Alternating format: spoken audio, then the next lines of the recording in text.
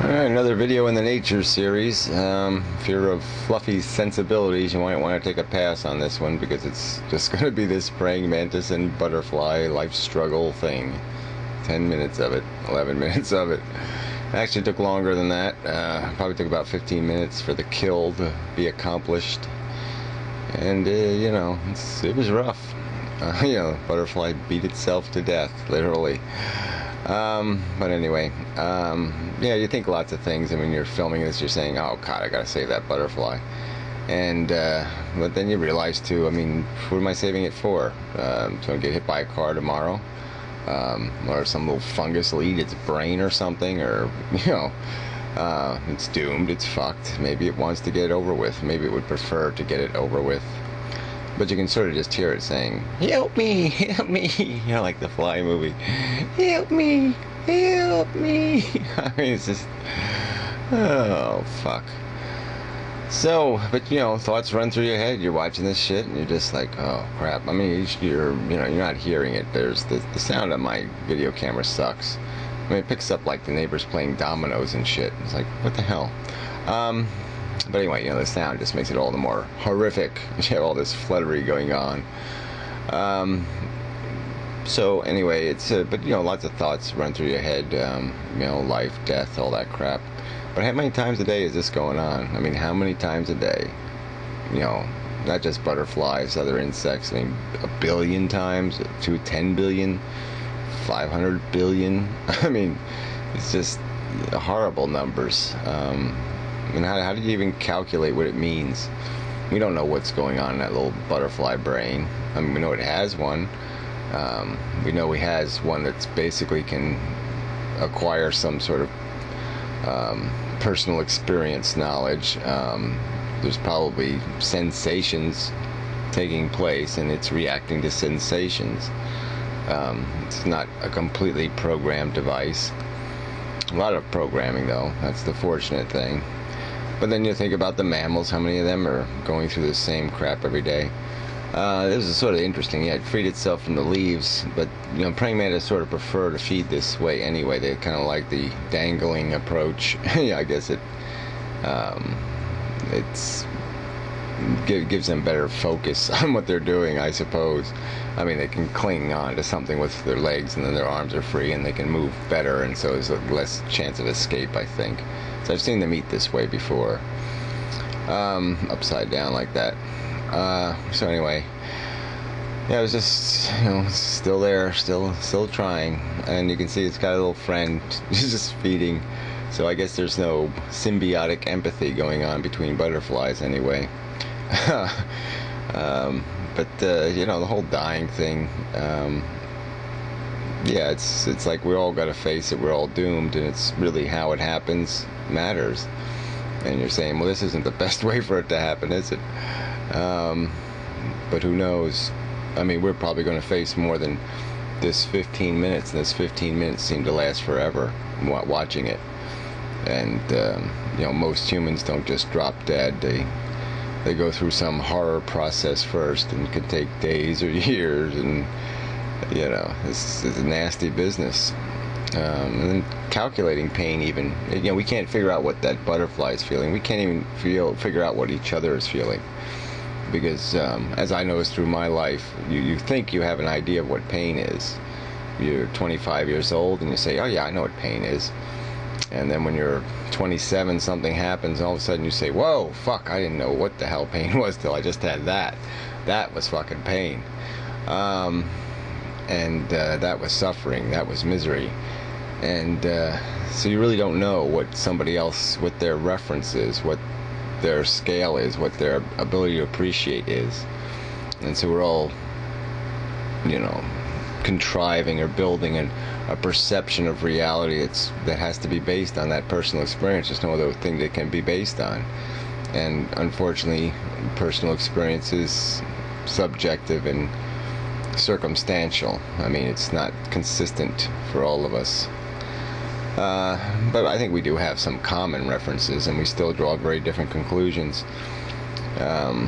It was sort of interesting in Stickam the other night because I was talking to Remy a bit, and we don't get along too much on, he's very much in this life living kind of mode, and I'm very much whoa, slow the train down, figure out what the hell we're doing here. He also finds it a lot easier to justify the cost of life. It doesn't really bother him too much if some people have to struggle a bit to survive or have a hard time, because the pleasure is worth the pain kind of deal. He's always pretty confident that when he's pulling life off the shelf, he's getting a good deal. It's worth paying his money for. But when I posed a simple question like, if I gave you a button in front of you and you could just press it and create babies all day, would you do it? And he said no. Because, yeah, that's the other problem is, but what's enough? How many people is enough? 50,000, 6 billion, 6 million, 6 trillion, 6 zillion? How do we value this thing? How do you optimize it?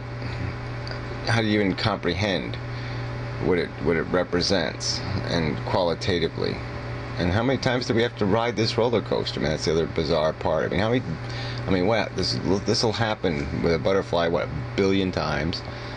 How many times does it have to happen before we said, okay, that's enough of that crap? New program, new something. This is, we've done this, been there, done that. And we've sort of been there, done this human thing, a lot of fucking times.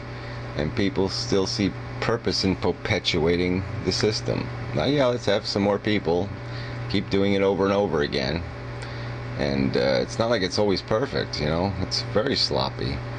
And people are comfortable with sloppy, though. They say it's okay. It doesn't bother me, so it's okay. I'm not that butterfly at the moment, so it's okay. I think that's more of what it's about than anything else. As long as people aren't having their brains eaten by a praying mantis, they're happy and comfortable and satisfied. As long as they're not the victims, as long as they're not the one paying the price for life, at least not directly or immediately. But anyway, the whole dying thing too. I remember there was a comment on one of the Amazing Atheist stupid videos, question video or whatever. Some asshole said something like, "In Mendham will die alone," and it's like, so, why would you want company in such a moment? I don't even want company when I'm sick, let alone dying. What good is it going to do somebody to watch that? It would be if this butterfly had a sister or a little brother. Would you want him hanging around watching him die? I don't think so. Probably doesn't even appreciate me filming this, because look how his dignity's been destroyed. He's flapped his wings to pieces. He's broken. He's fucked. And he's getting his fucking head bitten off, chewed up little bits at a time. That's how praying mantis eat. They just little nibble. Just slowly nibble your brains out. Yeah, so what's, so what? You die alone, great. All the better. I actually thought about that. I used to think about that with autopsies. I'd love to do my own autopsy. I'd love to be able to take myself apart and figure out if there's any spiders or something in there. But the idea of some stranger doing it, some fucker never knew me. And this is his impression of me. It's this body on a slab. And maybe I'm not having a good day. Maybe there's a pimple on my butt or something. And that's going to be his perception of me. That's it. That's who I was. I was the guy with the pimple on his butt. And it just kind of sucks that that's what we come down to. So I actually thought about, if I want to kill myself, I'd write something on my chest like, fuck you, you sadistic ghoul. Some kind of comment to the sick fucker who cuts dead people up. But really, there's nothing. I don't mean that as a personal shot against whatever they are, dead people, cutter-uppers, morticians, or whatever. But yeah, there is a certain, we have this perception of our dignity and our essence or our meaning or our whatever, what we represent, and it just kind of sucks that we can't control that. But we can't. You can't control it in life. People can fuck with us and mess with us and pervert us and destroy us, and we can't control it, and we certainly can't control it once we're dead. So this is kind of like the last little puff from the butterfly. The last, there it comes. His wings all busted, so even if he escaped now, it wouldn't do him any good because he's dead, he's fucked.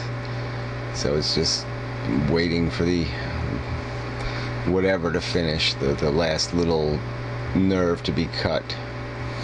And yeah, just this is nature, this is life.